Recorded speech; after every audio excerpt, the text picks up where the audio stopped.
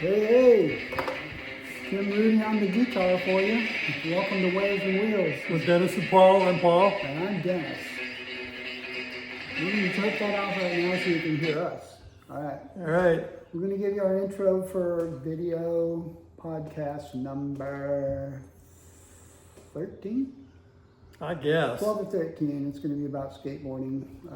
We've got some questions we're going to ask each other, and we're going to banter on for a little bit over an hour. It's a fun video, so what do you think, Paul? I just hope you guys tune in and listen. There's a lot of good stuff in it. We talk about old skateboards versus the progression through the wider boards, our preferences, what we like, didn't like, and why. I think we talk about some skate parks, pools, and things like that, and our experiences. So it's a really good one to watch all the way through. I hope you'll like that. So tune in on YouTube, Spotify, Apple Podcasts. And remember to subscribe. And you'll find us on Instagram and Facebook. Still don't have TikTok up yet. We're working on that. So we're at Waves and Wheels, looking back with Dennis and Paul. And we forgot to say, look, we got new mics. Microphones. We got new stuff. We're getting a little more professional. We're trying. I was telling Paul that next I'm going to be cutting my hair, and then after that I might put my dentures in if we're all lucky. And I'll try not to pick my nose during it. Yeah, there you go. Go LA Dodgers. Yeah. All right, guys. Bye. We're out of here.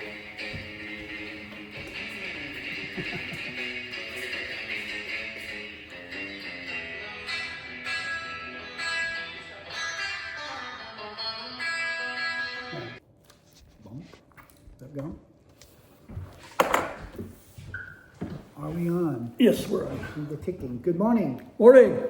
Welcome to Waves and Wheels. With Dennis and Paul. I'm Paul. And I'm Dennis, and we're looking back. I'm back when we were young. This was getting too weird. Okay, so today we're, if you recall, the last episode was the 10 questions on surfing.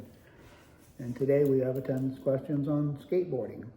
Yeah. And we got our 10 questions, and I got them written down, so I'm going to ask Paul first, and then I'll answer. And these are basically questions about what our preferences are, or what we did and liked and didn't like about our time growing up through the skateboarding part of our lives. Yeah, and they're just little kind of snippets to incite more memories.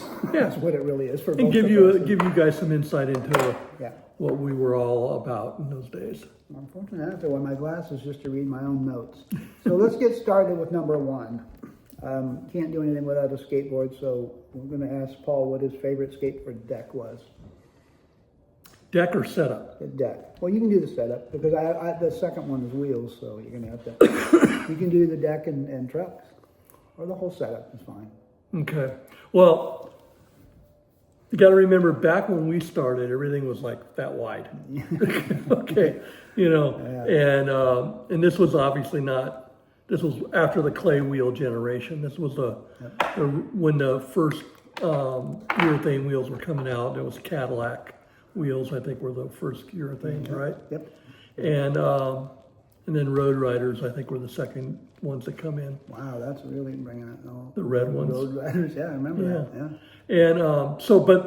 And everything was really narrow. And of course, I didn't like narrow boards. And then they went through generations of getting wider and wider and everything. Mm-hmm. But we rode and made a lot of different things, Dennis and I. And the one that I liked the most was, of all boards, and like I said, we made them out of wood and laid up boards out of plywood and all kinds of crap. And fiberglass? Yeah, with fiberglass on them. Strengthen them up a little bit. But the one that I rode the most and liked the most was the Harbor skateboard. And he was the one that was the main designer on it. Designed it. Well, we both had input. But I can't remember how long it was. I want to say it was 31 inches. Yeah, in 30 or 31 inch area. Yeah, and it was about 9 inches wide. 9 inches wide. So it wasn't the super wide, but it wasn't narrow. Only had a single kicktail, on the one on the back. It didn't have the front one. And it had wheel wells in the bottom of it. And two-tone Coral and black. The deck. grip tape on the top. And didn't flex at all. It was stiff. And it had a real nice kicktail, but it was a real nice, stable platform. And that's the one I like the most. My setup on it was, you want me to do setup? Sure. My setup that I liked the most was a full tracker truck. At that time, there were Tracker, Gullwing, and Independence, I think were the 3 trucks that were available. And I liked the trackers because they were sturdy. And I liked the full track because it covered the width of the board. And then my choice of wheels at that time were the Bones wheels. That were the wide ones, about like that, with the white bones with the rounded front and back edges. And I like that because they didn't catch when you rolled out on coping or on the edge of a bowl or something. They allowed you to Didn't catch on any hard edges. Yeah. And so that was my favorite. What about you? Well, I'm going to be partial. I'm partial to my board. And I wanted to mention that this is great format because what you said about the narrow boards, and that was because we were nailing roller skates, wheels on those in the beginning. That's how it started. They just disassembled the skates, put the wheel, nail them or screw them to a piece of wood, and you're there. And I've actually seen a piece of plywood with wheels on it to begin. I saw 2x4 with it. Exactly. That's what I meant to say. 2x4. You got it. But yeah, that's the beginning of it all. So as the equipment, as in the trucks and the wheels, started to get better and with more testing and test riders and development, that's when the trucks got wider and the boards became more stable. So I'm on the same thing. That and Paul and I both, through trial and error, came up with that particular design. Unfortunately for Paul, I was the only one that had the connection to get paid for it. But I did have a free supply of boards when I needed them. I was going to say, and a lot of times my opinion is pushed by that. If I got it for free, because I would say on the wheels for me it's PowerFlex, and it's because I was sponsored. I got them for free, and if I got any publications, I would get paid for them in international magazines. But through research and development, that was the board that I liked, obviously, because it's what we ended up with as my model, even though it wasn't a Dennis Ward model, it was Harvard. And the caveat to that too is that board was laid up in the back of Harbor surfboards. Harbor built a press to lay that thing up. And so every board was handmade in the shop, in the back. We laid them up in sheets of 4x4 sheets, and 3-ply birch, and had a template for cutting them out, and routing the edges on them and drilling the holes.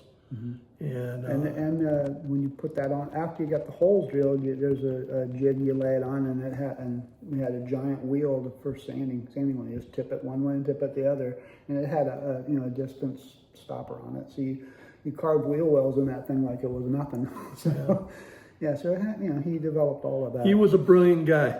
He took our lead though. I for some reason, I don't understand why he wouldn't think that putting a piece of wood, a skateboard in a bucket of water overnight and then bending it in the door jamb, that wouldn't work. Look at the cost, zero. We came up with some really good ideas.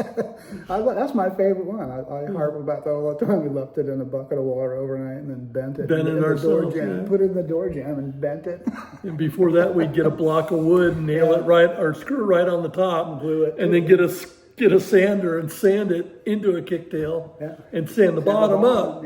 Well, that's what industry did first. I remember Logan's boards were all like that. But But they didn't give the Yeah. cut in the back. But actually, when you ride it and you did some turning, you end up doing it anyway. The Yeah. concrete would sand it down for And you. again, you got to remember the time, we were not just us, obviously, but there were a lot of guys in all different areas that were all pioneers That's true. This and was the figuring beginning. this out, Yeah. and we were figuring it all out. I remember, everybody rode Cadillac wheels with those loose ball bearings in them, and then Road Rider with the loose ball bearings, and then I don't know who thought of it, but somewhere somebody used The sealed bearing. the steel bearings out of I think it was the aircraft industry, is where those came from, and those were like a godsend. Oh yeah, just snap them in and you're done. Yeah, and you never have to worry about your Chasing losing a damn ball losing bearings ball. around. And you lose a ball bearing out of the chasing those things, and you're Yeah. toast. Yep. Well, Well, plus they're a little more open to the dust and dirt, so the grease would get gummed up quicker. Yeah. The sealed bearings were just that; they were sealed. yeah. So yeah. Anyway, so But so that kind of covered actually 1 and 2. My second was favorite was wheels. Question number 2, and again I used the PowerFlex, and Paul used bones in the beginning. You said? I like. Well, obviously I went Around. Cadillac. I went to Road Riders. I rode Road Riders. I tried Kryptonics when they came out. I tried PowerFlex when they came out. The bones for me just had a really good composition. They weren't real hard. They weren't real soft. I liked the way they were shaped. Yeah. It just fit my eye and what I liked and worked best for me. So that's why I wrote them. Okay. Well, that's the wheels question. So number 3 is, what would be your favorite skateboard park to ride? Okay, well, it's a loaded question Yes, it is. because we rode a lot of them. Yep. And I remember, we rode Carlsbad when it was the first one. I initiated it with blood. Yeah.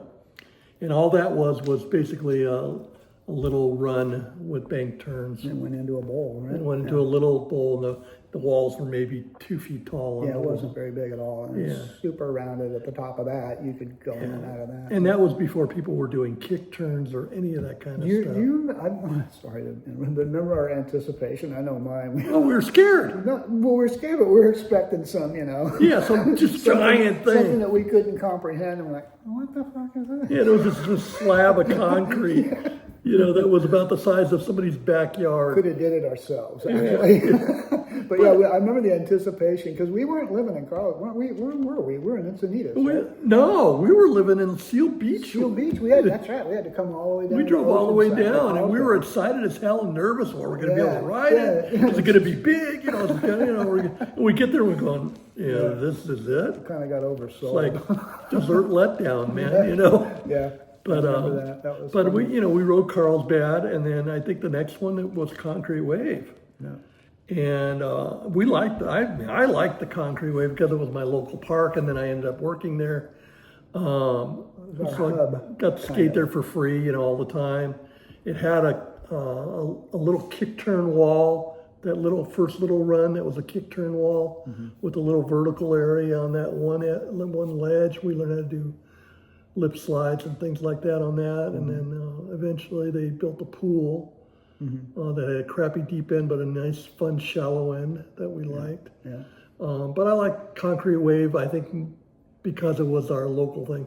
I really enjoyed skating Skatopia Halfpipe. Yeah. I had a lot of fun with that. And I like the Baldy Pipeline. That was fun, the skate park. Yeah. Bowls were a lot bigger than we were used to skating. And then there's like Paramount, that was like a death trap, and the one in Torrance, I can't remember what the name of the one on Torrance was.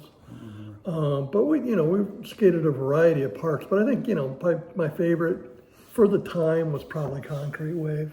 It was my favorite because of the access I had to it, and I knew everybody there, and it was just a fun place to go and work on stuff because it allowed you to work on things, like especially the pool, because it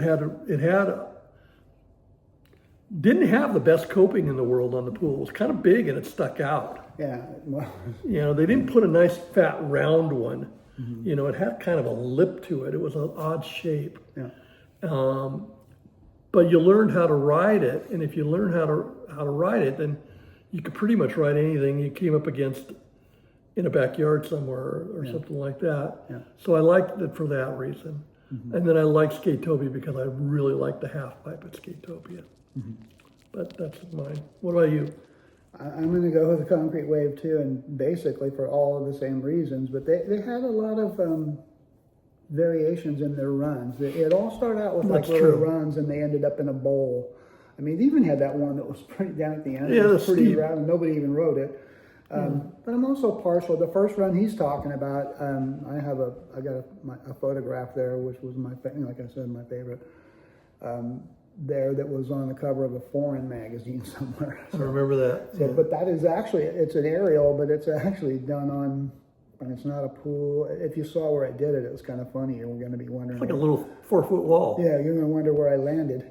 And I think I might have landed on my feet. Just pulled the board out and landed. But same thing, the variations of runs. You can work on stuff there, turn something into something else, and then a new trick because of that. And like you said, also is our little hub for what was our hangout? We were Midtown, right? Yeah. And when Dogtown came out, we wanted to be something, so we were Midtown. Yeah. All right, but also wanted to mention that, and Paul agrees also, I'm sure we talked about it before, that a lot of these parks had minimum of one thing that was attractive, and the rest of it was shit, to be honest with you. And you just make the best out of what it was.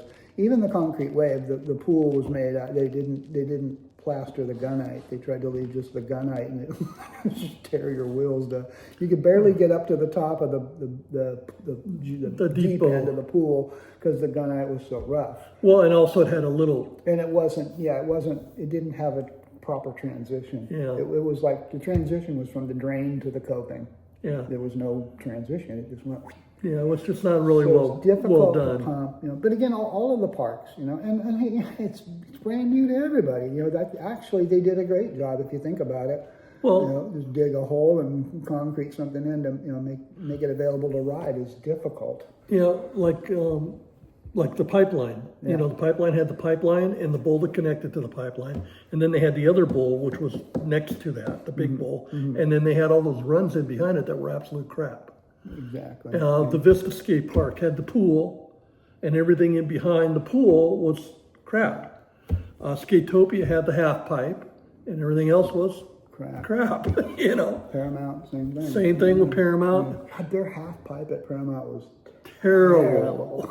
It was there was bumps and lumps, and it even went like past vertical sometimes just to get to the top. It was horrible. And I worked there too for a while. And when you worked it and skated it a lot, it was really funny because the half pipe went from nothing and grew as it went down. Further down, the deeper it got. I mean, towards the latter part of the middle of it, it was 15 feet deep. Yeah. I mean, and it was vertical. Yeah.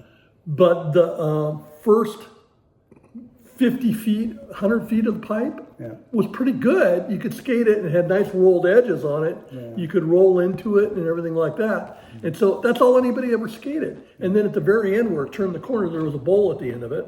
That's the only bowl that anybody ever skated because that big giant thing at the entrance that had 8 feet of vertical or whatever it was, It's too big. was, Too challenging. you balls were in your throat when you skated that thing. If you had enough to skate it. Yeah, and not a lot of people did. And I can, like I said, I was there for probably almost a year working at that place. And I can count on one hand how many times I saw people skating that bowl. I mean, so like Dennis said, and then like the Torrance skate park had the little half pipe thing. Yeah, and then the rest. The rest wasn't great, So We're judging it, but we also know, again, we did disclaim that it's a difficult thing to do, and those were all just the first, attempts at a skate park. So, and actually, they did fairly well, I would think. Oh yeah, they did. Yeah, they did. And it got the kids off the streets and out of the ditches, and And we had a blast with it, and I loved it, and I had all kinds of fun. And into the emergency room. Yeah, and then eventually they started getting better at it, and it's really funny, because nowadays you go just to the city parks and they have those skate parks in there Yeah. that are better than what we skated on when we were skating skate parks. Well, but all that proves that the better the technology, the safer the Yeah. event is going to be. Yeah. So that's Skate parks. skate parks. Question number 4. We're going to ask, what is your favorite pool? We'll split that into, I guess it will be private and park. Which one, what pool at a park, but also a private pool that we would go to out in. Okay, well, I'm going to do the park pool first. The park pool that I love the most was the Vista skate park pool. It wasn't around for a very long time, and skated it a bunch because we used to drive down and skate it. Spring Valley had a really good one too, and of course Del Mar had a really good one. But I like Vista for a couple of reasons. It had a really nice transition. It was a good size. Didn't have a ton of vertical, but it had vertical. Had perfect coping, and it was never crowded. There you go. It was never crowded. Yeah. I mean, you could show up there midday on a Saturday, and there'd be a half a dozen people skating it, and that's it. And everybody took their turn and was having fun with it, and everybody was nice. All the hardcore guys were skating Del Mar, or were down Spring Valley, or with that one underneath the freeway. I can't remember what the name of that one was. Oh, yeah. Off the 8 freeway, remember that skate park? I liked Vista the best. It had a really nice, it was a pool. It had plaster on it and everything. It was just a nice pool. Yeah. Really well designed. It was a keyhole and had a nice little roll in, or you could drop in off the sides and, do a tail drop, which was new to us. But it was nice. It was a good pool. You could carve it. You could kick turn it really nice. You could do slides off it. You could do wheels. I mean, you could do everything off of it. Eventually, they were doing aerials on it, and then they, unfortunately, I don't know what happened. Insurance funding, whatever. Yeah. Probably insurance, because insurance was tough in those days. They closed it down. But that was my favorite park pool. Yeah. My favorite private pool is, this is a no-brainer. Fruit bowl. Fruit bowl by far. By far. I think that's everybody's favorite. It was just, I think, the only thing that would have made it better is if it didn't have that gutter. Because it was a pool in a sanitarium. Perfect size. Perfect size, Perfect with depth. Transitions were unbelievably smooth. The plaster was smooth. Everything was smooth on it. It had it's a keyhole. It had a big wide mouth at the opening with hips on it. And you could stand up and get all the speed you needed going down into the drop into the deep end of the pool was a beautifully smooth transition. And it just set you up for anything you wanted to do there. They had steps on each side of it, but they had a gutter because it was an institutional pool or something, but they had a gutter at the top of the tile. They had regular tile, and then they had a gutter, and then they had the coping, but there was a gap between the coping and the tile. Eventually, they stood boards up in that, so you could go up further and out. Had it not been for that and it just been smoothed up to the coping, it probably would have been the perfect pool. I was going to say, if they were going to build a pool for skateboarding, they accidentally did. Yeah. Because that was, like you said, there's only a couple adjustments you could make. And you could actually, I think if you half and half it, put coping on one side and left the... Yeah. Because, people did, they would roll up onto the coping, the top of the gutter. There was tricks that were done because of that. Because of it, off of that, hit the coping, and then jump back, kind of jump off. Also, that pool had a heck of a lot of carving. I remember when in the beginning there was kick turns and carving, but that pool, which is an indication of how well the transitions were. How Yeah. good the bottom was in the transitions is you're able to carve and continue. There was guys woo woo woo just sitting there. You could do anything in that Yeah, pool. and that that was before kick turning. So and then Yeah. before kick turning and aerials, and then when that came out, the pool accommodated for that also. So it was a very very well made pool. And a lot of people skated it. Mm-hmm. We were fortunate enough to skate it early before it got known. Too popular. And, there were a couple of guys that we would go with, and we would skate that thing, and we would have it to ourselves for a long time. Mm-hmm. I mean, we skated that thing for months before anybody Yeah. found out about it. And then one day, it showed up there one day, and it was like a zoo. Couldn't believe it. And I was like, damn, word got out. Yeah. And then they eventually closed it and bulldozed it. Mm-hmm. But I mean, even the cops would just leave us alone. Yeah, they would watch. Yeah, they didn't care. Yeah. So that would be mine, fruit bowl. What about you? Well, Do park first. Yeah, the park pool. I like Del Mar, and it's the same thing. That was a pool made for skateboarding, and they did a very good job. I think I only rode that once or twice. It was way too crowded. Very popular. I think that was Tony Hawk's breeding ground. Mm-hmm. So along with him came his fans and all of that. So it was very crowded. Again, I only rode it a couple times, and very easy to ride and very fun. But I remember those times I rode it. My biggest problem was the crowd. You'd be in line to go, and if you're not ready, somebody'd go in front of you, and you lose your place. And if you're not ready and you go, you can eat crow. Yeah. Also, so it adds to the intensity of it, which I'm not a real fan of. But I mean, other people thrive in that condition. So. It was a very good pool, and I'm also my favorite adventure pool is going to be the Fruit Bowl also. Yeah.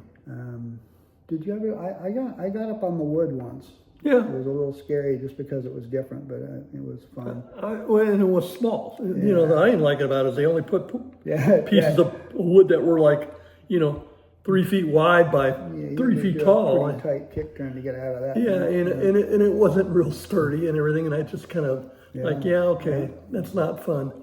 One of the parks we didn't mention was Lakewood. I don't remember that one. Remember they had that big giant, really fast half pipe that grew in height and it went downhill, and then they had the front pools. They had 2 or 3 of front pools. We only skated it a few times, and it didn't last long either. Back in those days, when all this first generation of skate parks came along, and the other ones were being built for about 3 to 5 years, they were in existence, and then the insurance companies started really cracking down because people were getting hurt, and they didn't want to insure these people anymore. And so a lot of the parks had to close because they couldn't get insurance. When I worked at Concrete Wave, I can remember finding a guy laying in the bottom of one of those bowls with his leg up behind his head, type of thing. And, big gashes and everything like that. I pulled a kid out of there one time with a broken arm, had him in the office. I had his arm in a sling waiting for the fire department to show up, and started passing out and choking on his tongue. And I put my hand in his mouth to hold his tongue and he bit down on my fingers. I thought he was going to bite my fingers off. Yeah.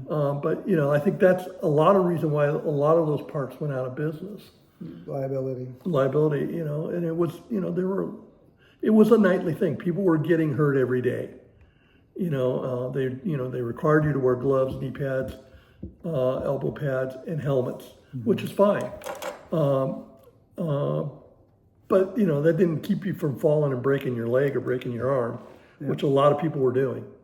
So anyway, sorry. Bust your ass. Well, that's good. I got out of line on my outline, but I'm going to correct it. Okay. The next one should be pipes. So it's going to be same format. What was your favorite pipe that you rode, either out on an adventure or at a organized skate park? Okay, well, the only 2 pipes, actual pipes, not half pipes, pipes, that I skated were the Malbaldi pipeline and the Pipeline Skate Park. Right? Yes. I can't remember of any other ones. I don't either, because the only other place would be where they made the pipes, Yeah. and we never got out to Arizona to skate never those tried pipes. that, no. The Baldy Pipeline skate park was really good. It was really well made, and it had good transitions, smooth. You could get beyond vertical on it pretty easy, which we did, and it was scarier than hell. And the bowls at the end were really nice. But again, there was always a huge contention of people there. And they were gnarly there. Yeah, and they were fairly aggressive, and they were very good skaters, and nice guys. But they were, it was hardcore, and because it was the only skate park I think that had a full pipe, it was very popular. But the people that owned the place ran it really well. It was very reasonably priced, but it was good. As far as regular, pipes, you can't go. The Mount Baldy pipeline was perfect, and it was fun, and it was fast, it was smooth, and it had that outlaw quality to it. Yeah. And we go back to the era when skateboarders and surfers were outlaws. We were looked down upon, we were frowned upon, we were thought less of, and everything, because we were skateboarders and we were surfers, and I absolutely relished it. I love being an outlaw. I love the outlaw factor that was involved, more so in surfing than in skateboarding.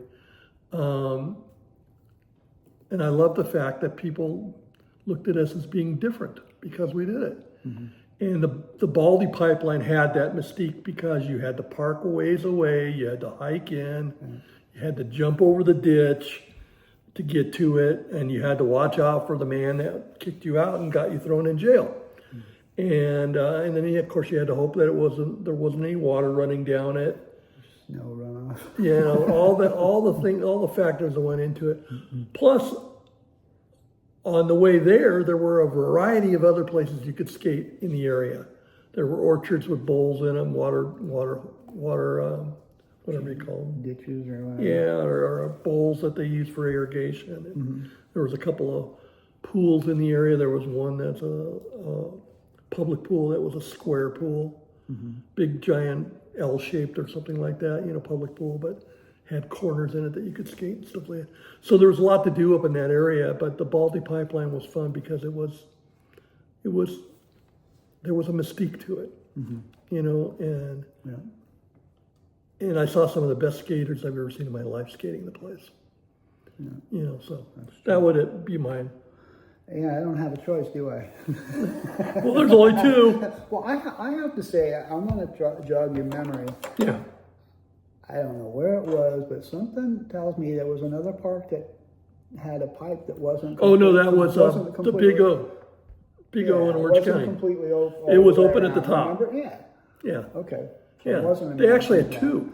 Yeah, I wasn't imagining. Didn't they have two? When you said there was the only places with pipes, I thought, you know what, you might be right. But that one, I remember one. they didn't complete it. Yeah, and they had that big keyhole pool. Yeah.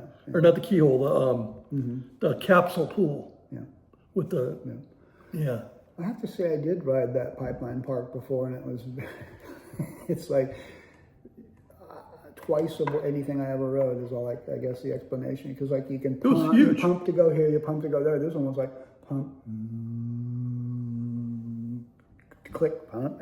It was just it was massive. huge. Yeah, it was massive. It was just so much bigger and scarier and faster and harder when you fell. That was so it was exciting, and the natural pipeline itself too. That exactly, it was just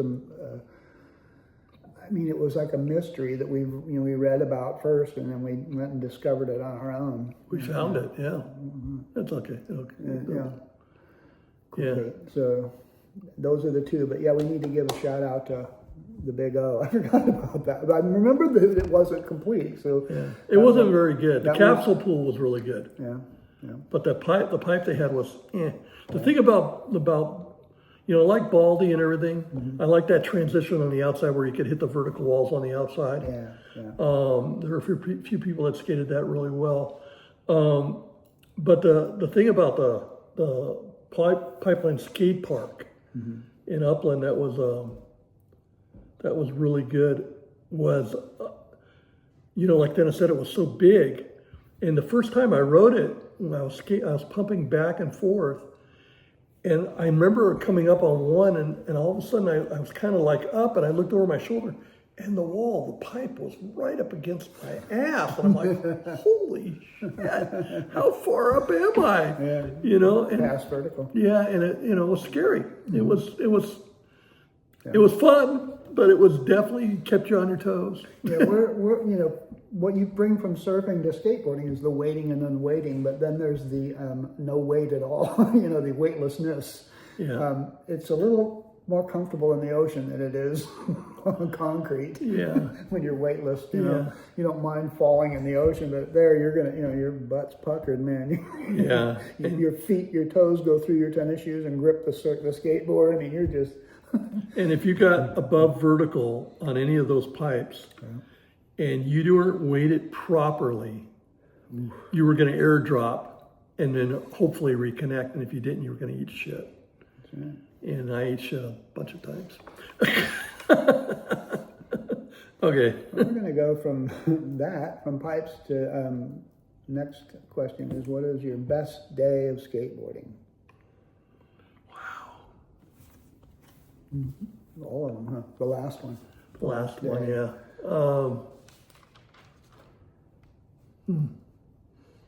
That's a hard one for me.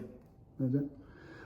Well, I put just, you know, and I mentioned mine. I just put a couple of accomplishments that I did, and at the time, you know, tricks that I learned at a park, anything like that. Yeah. Your memory, or a particular maneuver. What? Or, you know, particular maneuver. Some of the, Well, you know, some things stick that with day you. was cool because, you know, I wasn't one of those guys that got photographed a lot or anything like that. I mean, I got a few photographs, but, you know, nothing, you know, I wasn't the guy that Looking for it. yeah. I mean, I remember the day at the Concrete Wave where the guy came down from the Donnie Marie Osmond show. Do you remember that? And they filmed us for the Donnie and Marie Osmond show, which is on YouTube. If you go on YouTube and look up Donnie and Marie Osmond skateboarding episode, they'll show people skateboarding in it, and it's us. He was there, doesn't remember. There were about 5 of us that they recruited us out of the skate park, and we skated in that, and was on national TV. And got to go watch them film the Donnie Marie Osmond show, and I got to meet Marie Osmond. And but that was fun. Wait a minute, that part I remember. Yeah. and then the day, the one photo was taken of me and eventually made it into into a magazine called Zero Gravity. Hey, That's the photo that I showed in a previous episode. at the Concrete Wave. At the Concrete Wave. That was a great day for me. But I think, you know, we had so many days where we just kind of went and found things and skated them. Those were always fun. The adventure days were always fun. I think the first day we skated Fruit Bowl was a pretty memorable day. Just the awe of it all. And that's about And it kind of turns out to be a silly question, huh, if you think about it, because, you know, just about every day. Yeah. When you're living that life. It's kind of hard not to have a good day. Yeah, it's hard to not have a good day. But I again, mine were accomplishments. I finally was able to do a vertical roll in at Paramount Skate Park, and it wasn't coping on a pool, it was just a pool with a squared edge, but roll off the deck into it, which was something I never imagined I would do. And once you know, you can't get it into your thought process, and then once you do it a couple times, you can't get it out. So it was really cool, and I just remember that as being something that I never thought I would do, and I did. And the other one was at Skatopia, the developing the vertical board slide. Yeah. At the end of the pipe there, and that was always a lot of fun. So just stuff like that. And I mean, you know, to me that stands out. But like Paul's just described, every day is your best day skateboarding or surfing, I might add. Yeah. All right. So the next question is the best adventure or road trip. Well, the road trips for me, the road trips that we used to take down to Vista and to Spring Valley to skate those pools were always fun. Mm-hmm. One of the funniest was the one where we skated that place in El Toro where Harbor landed on his ass. That was hilarious. Yeah. But I think the best adventure was the first trip when we went to the Baldy Pipeline. Yeah. For me, because we found out where it was. We got an idea about where we had to be. We found a spot on the road going up the mountain to park. And then we walked across a big field and found a drainage ditch that was 20 feet wide and 20 feet deep, square walled. So you couldn't climb out of it. You had to go in through an access road down to it. And then you had to walk up the ditch to the pipeline about a half a mile, if not further. And then when you got to the pipeline, you could see it standing right in front of you. It was like right there. But to get to it, there was a 15-foot wide, 10-foot deep ditch that you had to get over to get there. And if you were fortunate enough, which we were the first time we got there, somebody had left a 2x8 plank across it, and we were able to walk on the plank. If you weren't, you had to try to run and jump it.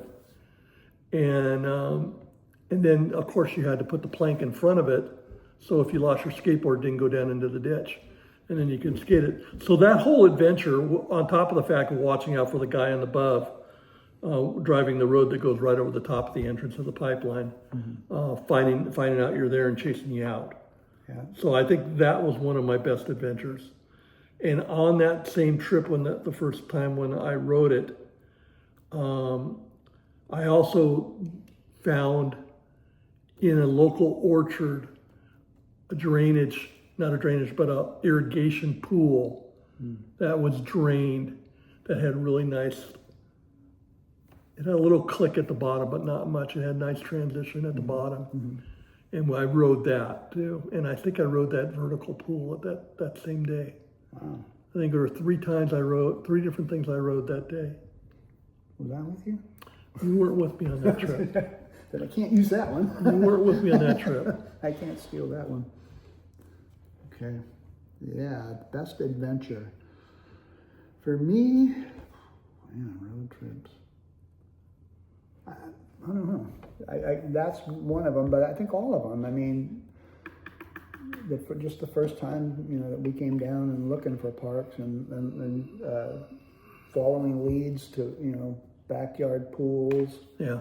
I think overall, just to me, the hunt was kind of all in one group to me. You know what was a fun one? When we got the idea and location of that pool in Long Beach, and we found it in that alley. Yeah. Tell them that story. Well, most of the bad stuff, but yeah, we found that pool, and there was not very many people in there. There was a group of young adults watching more than anything, more than people skating it. And it was intimidating. It was not a great area, but once we not a great area at all. Yeah, but once quite honestly, I think that was in the back of our heads of a way to it was either, what do you call that, fight or flight. Right, it's a passage, man. And the fight was, what we decided was, without talking, is get your ass in there and show them what we're doing. And we did. We skateboarded, and they just we became their... Well, it was on the west side of Long Beach, yeah. Which is a primarily Hispanic and Black area. And the kids that were there were Hispanics and Blacks. And we kind of invaded their territory, and they didn't give us a lot of attitude. They were nice. Yeah, they were observing when we got there. They were having fun, and people were already skating there, but nobody was skating like we could. And they didn't do much. And this pool was really interesting because it was not very big, but it had a nice bowl at the bottom, had rocks all around the top. It had a ledge, that, like a seat that came out like this at an angle. Yeah. And you could carve over it, or you could use it. Use the ledge. And I remember, I think you were the first one to go on it, and you would set it up by dropping in, hitting a kick turn on this side, and they were just primarily going up and over the light at the time. Yeah, and coming back up. Yep. Yeah. And Dennis went down, did a kick turn off of the left side, came down, went up onto that right side step, and again, it kind of ledged out a little bit past vertical, and he basically did a board slide right across the top of the edge and dropped back in, and it just blew everybody away. And then he kicked out, and then I went and I did my thing, and I did similar thing. I didn't slide on that ledge, but I did some wheels out on it, wheels out kick turn on it, one wheeler on it, and then we were gods. We won the crowd. And and again, I'm not saying that we were great, but we were well above average, and we were better than anybody else that was there. Yeah. And that group was there to, they were observing and watching and enjoying what they saw, and they got a better. Yeah, and they were cool with us after that. And we skated it a half a dozen more times after that, and then I think the last time I showed up there was 25 people in the pool, and I just said, okay, well, this place is dead now, and we'll go somewhere else. That's that. Yeah, but that was a fun pool. That was a fun pool. So I think the best adventure is the adventure. Yeah, absolutely. I wrote best adventure / road trip, so that's actually what that's the answer. We had some really neat adventures, and that being one of them. Yes. All right. Well, the next question is the best magazine photo of a skateboarder that you liked. The photo, not necessarily the person that you liked. Well, of course, I like the one of me in the magazine. There you go. But there's this one picture of Dave Hackett where he's doing, he's on the hip of a pool, and he's got everything basically out of the pool. He's like rolling out, and the board's coming down off of that edge. And one front wheel is connected or almost connected, and his foot on his lead foot is torqued to the side. His back foot is planted on that kicktail, and his whole body is torqued. And I mean, it's a classic photo, and I really like that. And then of course the other one I really liked was the one of Waldo on the outside wall, kick turning at the outside wall of Pipeline up past the vertical area. Where he clicked out of the pipe onto the vertical wall. That was my favorite too. Well, mine is same as Paul. I had a photo that I don't even know who took that, to be honest with you. They end up on the cover of a foreign magazine, the color photo.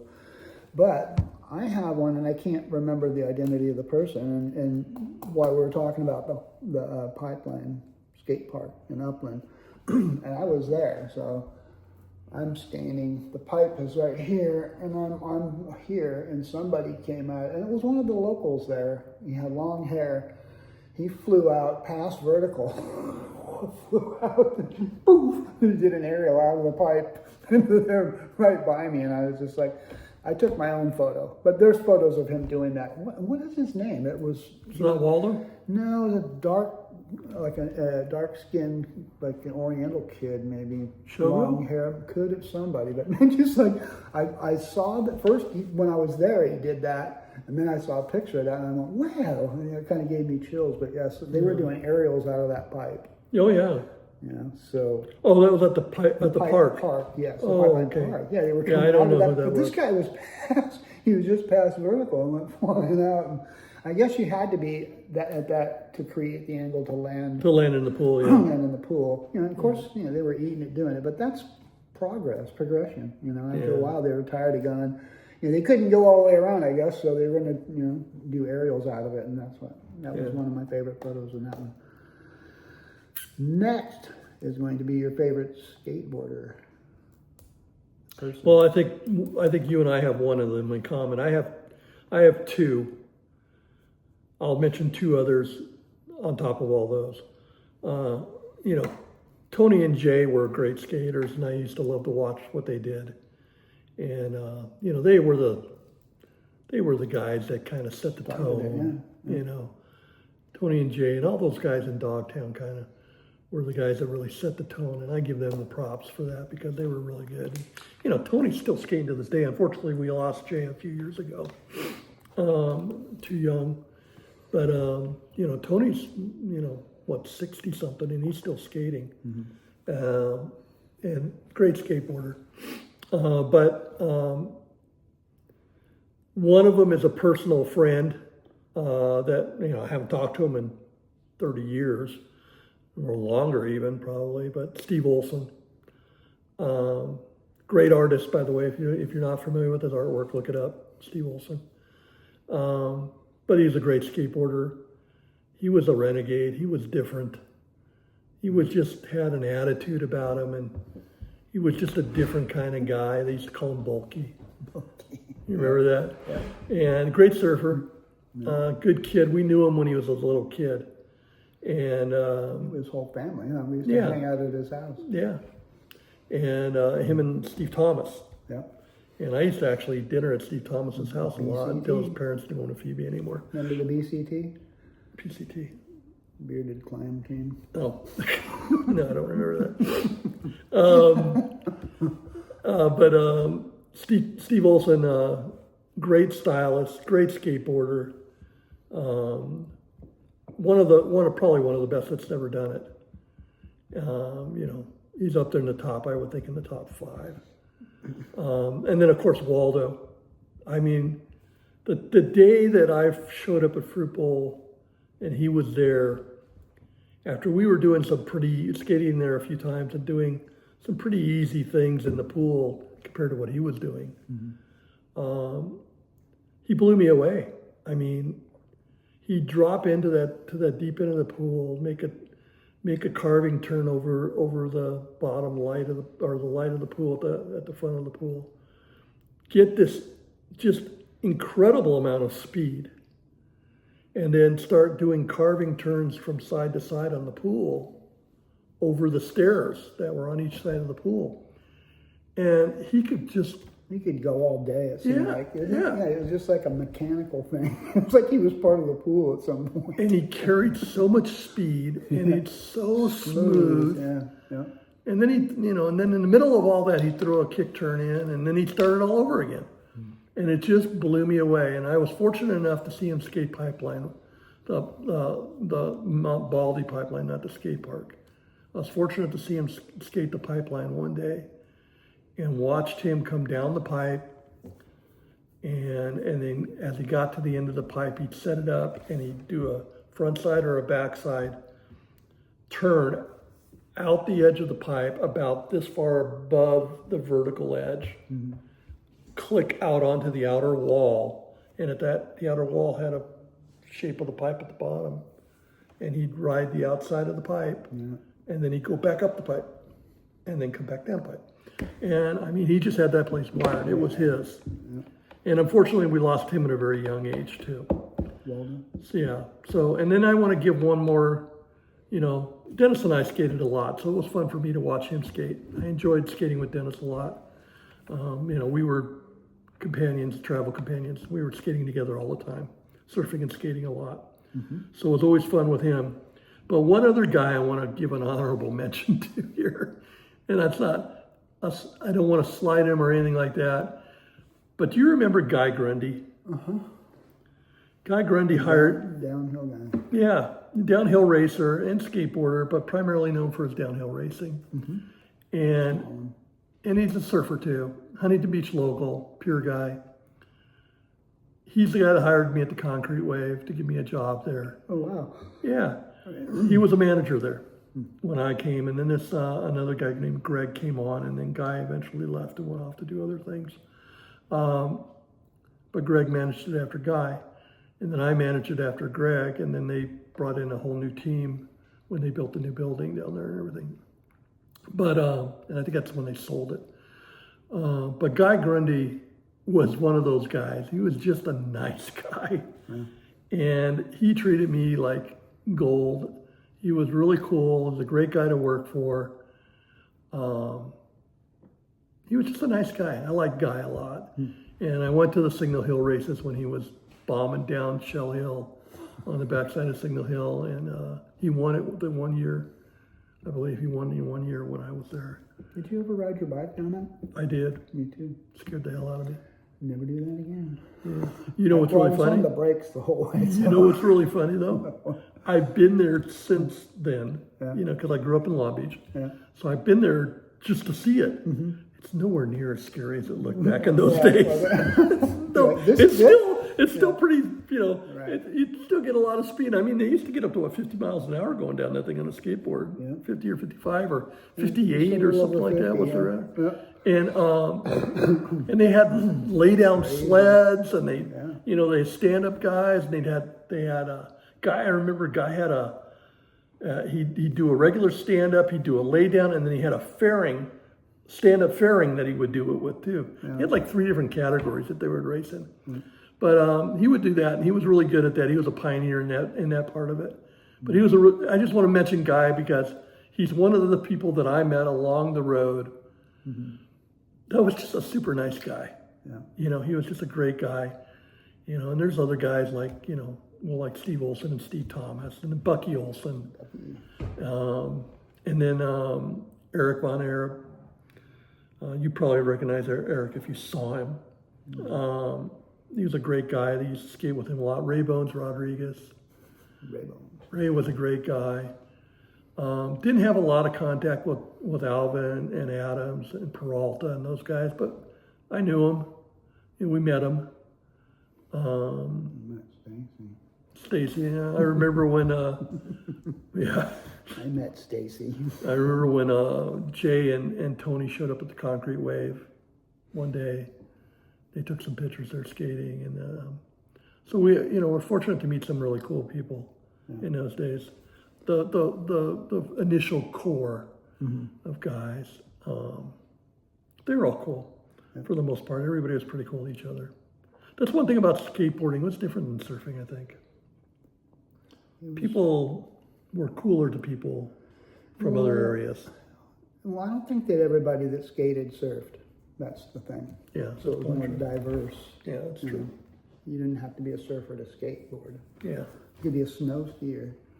So we are on favorite skater. And so yeah, who's yours? My favorite skater is going to be the same as Paul. But, well, I've got a couple also. It's Steve Olson. The reason why is because I am like him. I don't want to be part of the establishment. He was in the middle of all of that, stood out, but not in the way that the rest of them did. You know, like, oh, take my picture, take my picture. Yeah. You know, they followed him because he was interesting, you know, and was different. Yeah. And had something different to say and do than everybody else. So, you know, and I like that. I enjoyed that time in my life. And Steve, also, I got to give mention to George Orton. Oh, yeah, I didn't. Sorry, George. That's okay. Yeah, well, that's good. I needed somebody else too.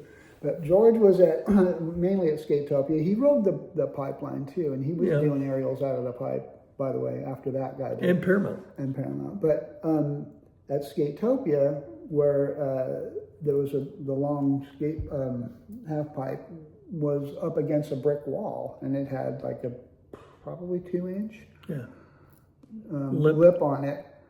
And you know, you could actually grind on it if you hit it right, and that's what we were doing. We grind on that, and maybe get a wheel on the other side, because the other side was rounded a little bit more in certain areas. But he started riding up off of that and trying to do. He was doing air eventually to miss the lip, but he wasn't trying to grind off the top of the block wall at certain times. But it was mainly big ass aerials. He would go in there and just throw it way up high, and you could be standing there with your back to him and talking to somebody, and boom! Well, there's George. Yeah. He was hitting the ground so hard sometimes.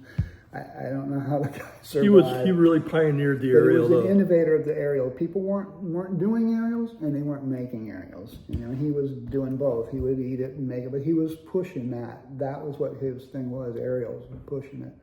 Yeah. So I admire his progression, and that was, you know, at a skate park where I accomplished a little bit of something too. So Yeah, he was good. He was a nice guy too. yeah, he was. He kept to Yeah. himself a lot, but he was a nice guy. And Yeah. And he wasn't flamboyant in the, you know, take my picture thing. He was doing something that I don't think he had to worry about that. He knew people were following him. well, yeah, I mean, people, as soon as you see him pop in air, boom, the cameras were on him. Yeah, yeah. Yeah. So, Yeah. yeah. So that's my favorite. So we've swapped number 10 for number 5, and now we're at number 10, which is formerly number 9, if you're following me. What is your worst wipeout or injury from surfing? I mean, from skateboarding. I was fortunate enough that I didn't break anything skateboarding. I mean,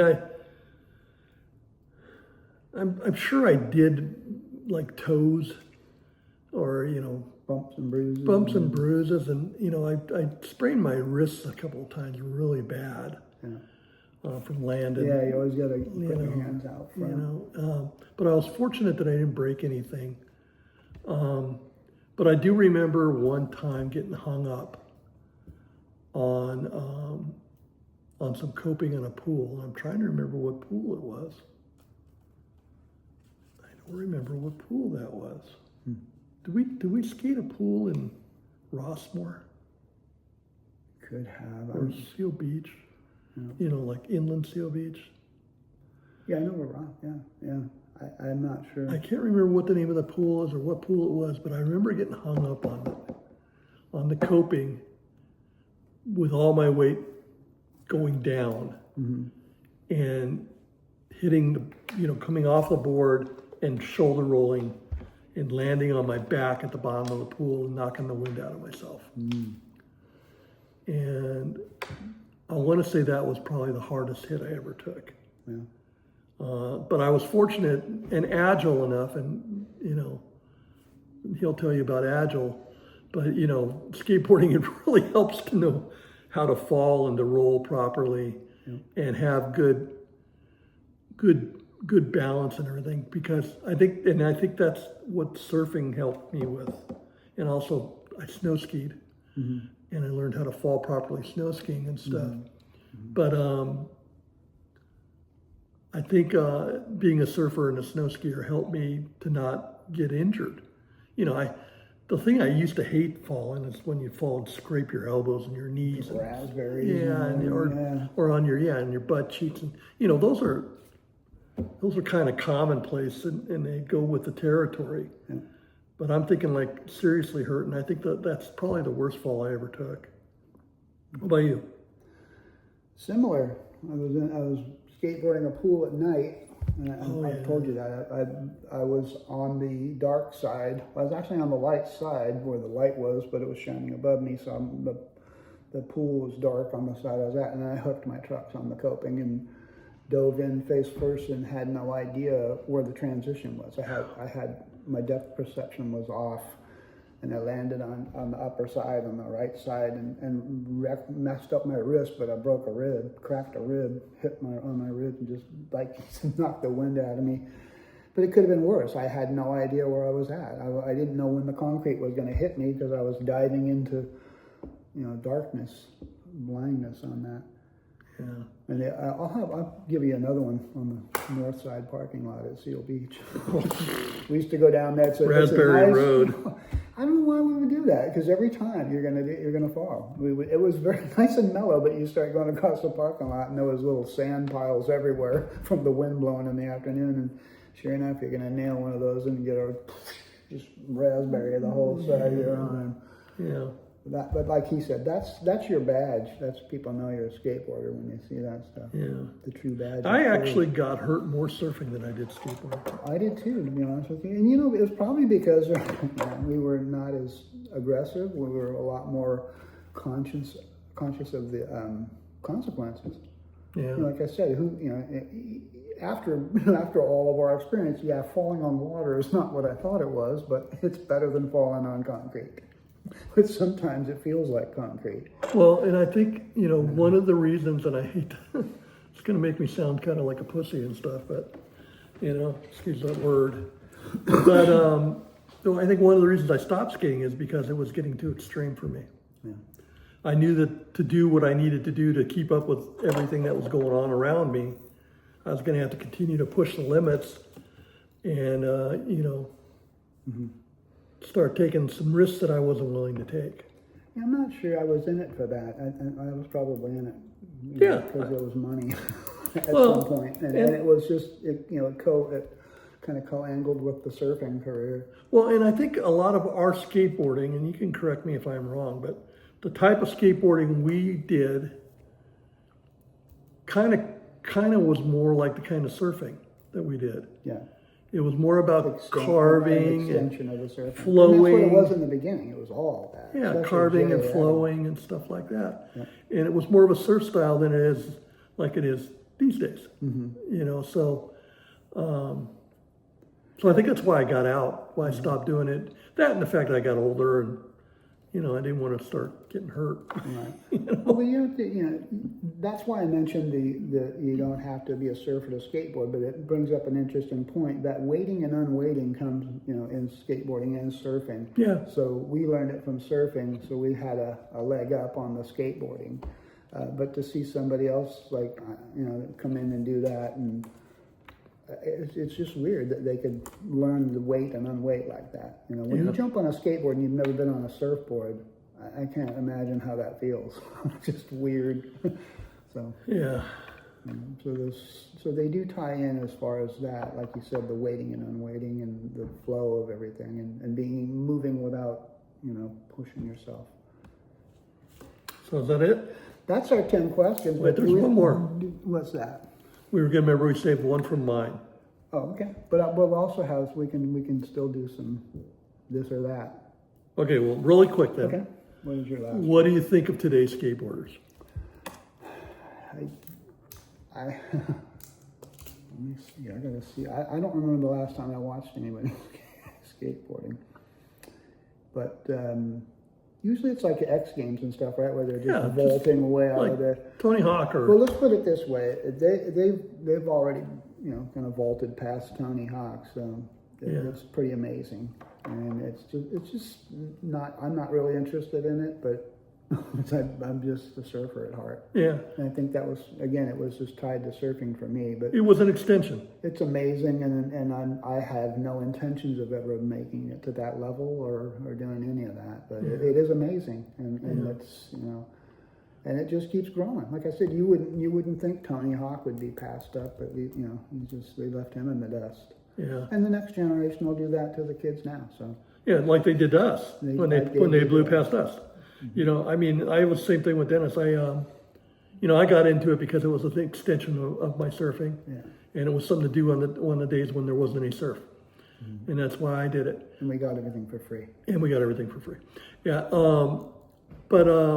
Today's guys are just phenomenal athletes, and they're younger and younger and younger every year. Mm-hmm. And some of the stuff they're doing, the aerial tricks they're doing.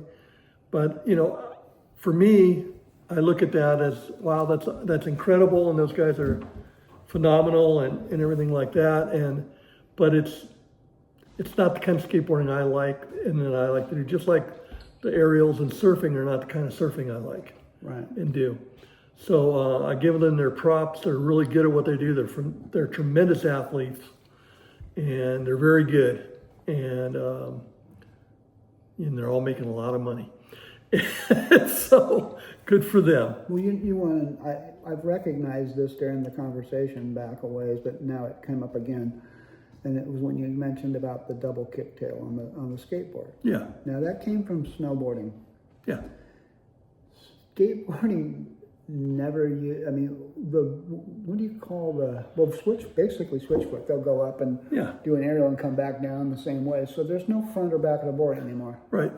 And they're able to ride both ways. But if you'll notice that's snowboarding to the T. I think that snowboarding and skateboarding tie in more now than surfing and skateboarding do. Yeah, I agree. It's totally the same. I mean, the aerials and all that. They go like this. They'll go 15 times and land switch foot or regular, or whatever they are, and Yeah. you can't even tell what they are.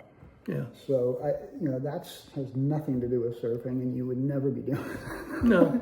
And they've surfing, taken skateboarding from where it was to and another just level. put it into a different dimension now. Well, I think it belongs there. I mean, they're the same. It's just snow and Yeah. concrete. Yeah. And like I as far said, as the half pipe, I'm sorry. Yeah. As far as any of that half pipe competition. well, even, some of the way they've taken the street skating is just blows me away at some of the stuff. You remember the guy that we used to see all the time was Russ Howell, Yeah. with how good he was, and the Logans, and those guys. I can't remember some of the other guys, but there, a lot of these guys that did street skating where they Yeah. flipping the boards around and stuff yeah. like that, and Russ doing his 360s and all that. And then of course the kick flip was invented, and then they took that to a whole nother level. And some of the street skating nowadays with the the rails and the curbs and stuff like that what they're doing, it's just really impressive, and they're really good at it. But none of that ever interested me. Never did. I was one of those guys that liked to skirt. I like to skate bowls. I like to skate pools. I like to skate banks. I like to skate drainage ditches. Let's face it. Yeah. Whenever Because it was a wave. you did something that resembled surfing, it felt pretty damn good. Yeah, it was a wave. It was an extension of a wave to me, and that's why I did it. Yeah. Same thing. Okay, this or that. Yeah, let's do a couple of this or that's, and we'll let you go, since you're on restriction. This is on skateboards. Do you want to? How about single, double, kicktail? That's kind of a Single. Yeah, for me, single because I was skating. Pipe or pool? Pool. Pool for me also. Park or the hunt? The hunt. The hunt, yes, me too. You like skating at daytime or nighttime? Nighttime. I like day. I have problems with my vision at night, and especially at twilight. Wide or narrow skateboard? Wide. Yep. Yeah. Let's see. We like hard or soft wheels? Soft. Soft, yes. When doing air, do you grab your rail when you're doing Yes. a grind or not? With a grind, no. Yeah. With aerial, I yes. used to. For some reason, on my front side grinds, I was grabbing it, but I could do both. Well, that's because you did it when you were surfing on your cutbacks and stuff. Might be. Yeah, Yeah. it might be that. Yeah, I didn't have the flexibility. Pads, no pads. Safety equipment or no equipment? No equipment. Oddly enough, I do not claim to have been the best skater in the world. I think my crossover was from surfing. If any popularity or any special favor was given, it was from surfing. So I forgot my train of thought there. Pads or no pads. Oh, the pads. I never wore a helmet where they were required. Remember? I don't know what. They always used to just let me slide. But I wasn't, tailgating Waldo, so to speak. I was doing my own little thing. Well, the only pads that I wore, and I wore pads on a consistent basis on my knees. Yeah. That was it, because you'd end up then sliding on your knees or something like that all the time. Yeah. So my knees were the only thing. I hated wearing elbow pads. I hated wearing gloves, and I only wore a helmet when they required me to. Yeah. And but that's stupid, because I probably should have wore a helmet all the time. But and I as a disclaimer, don't do as we did. Wear your pads. Right. Because we were fortunate that we escaped any serious injuries. The bigger your head is, Except for him and his the ribs. bigger your head is, the quicker it hits the ground. Yeah. So, but no pads for me. Yeah. Roll in or drop in? Roll in. Me too. And I want the last one to be: do you like to do a wheeler or do you like aerials or a tail tap? Remember when we used to tail Taps. tap? Yeah. For me, I always like the idea of trying to hold the edge with one As wheel. critical as you can get. Yep, I am too. Wheeler. Yeah. I mean, I did aerials, but not a lot of them, and I didn't get real far out of the pools that I did them in, or the pipes. Yep. Half pipes, front side and back side. But they were always rail grab, because at that time we weren't doing ollies. And tail taps, you used to do a really nice tail It tap. was fun when it was. It was popularity contest. Every time when somebody was doing something, everybody else was going to be trying it. But my big thing was I really liked to grind the coping. Yeah. And that led to me eventually grinding coping and rolling out and trying to hold that thin edge right on the lip of the coping and getting back into the pool. Yeah. That was my thing. Well, that's our skateboarding Yeah. adventure for today. Fun times. Fun times. Thank you for coming in, watching us today. Yeah, this is Dennis. This is Paul. And we're Waves with Wheels. Waves with Wheels? Waves on and Wheels. Waves Waves and- and Wheels? With wheels? All right. Waves and Wheels. All right. Looking back on the Looking back. 70s. Yes. Thank you for coming by. Thanks Take for care. watching. Bye. Bye-bye. That's fun.